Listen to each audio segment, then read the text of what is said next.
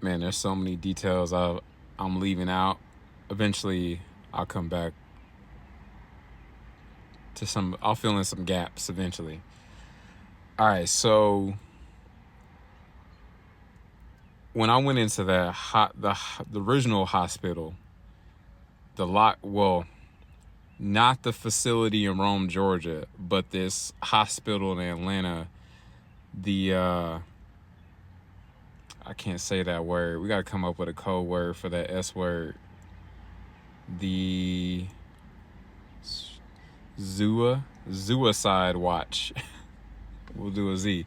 When I went into the Suicide Watch section of this hospital in Atlanta, somewhere in Atlanta, I remember there was this beautiful woman in there who came in and asked me some questions. My brother was there too. He came and he almost pulled the trigger on her, trying to flirt with her. But anyway, he still talks about that lady. Anyway, that night that I spent there, man, I was in this room with some other people. Like, their beds were next to mine. And there was this woman right next to me. And I don't know if she was coming down from a high on drugs or what. But she was having conversations with people that weren't there. Still same, XR. Man, that's loud. They got some bass going on. It's called White Boy. Go white boy. Go white boy. Go. Anyway, where was I going with all that? So, yeah, the hospital I was in, the hospital I was in, it threw me off. The hospital I was in, yeah, it was this black woman in there, and she was talking to all these. She had conversation with like 4-5 different people. Other than that, it wasn't too bad. Everyone else in there seemed pretty calm.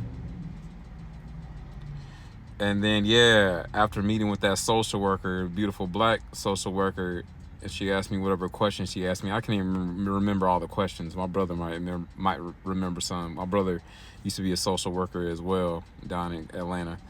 And so they ended up referring me to this place in Rome, Georgia. I ended up taking there was a shuttle. I rode on this shuttle that shuttled me over to this facility. And that facility is where it's like an overnight facility where they you can get medication and you meet with a psychiatrist. Whoa, someone else had an accident.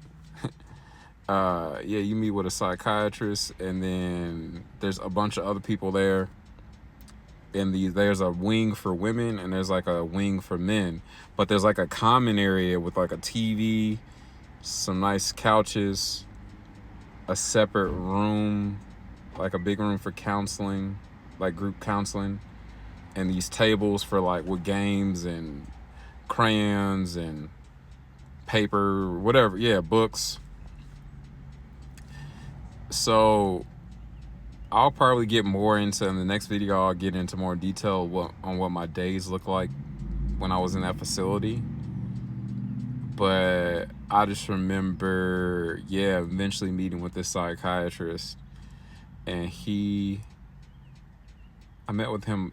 I was there for like 3 days, I want to say, at least 3 days. It might have been longer.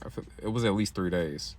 And I met with this psychiatrist, and there's this white dude. He's the one that I told him my whole life story, and then told him a lot of my symptoms and things I was dealing with after my divorce, and how my ex-wife used to say I had ADHD or whatever, or ADD, and was trying to say I needed Ritalin. Anyway, he's the one that diagnosed me with bipolar 2. So I guess I'll give more details in the next video on my time in that facility.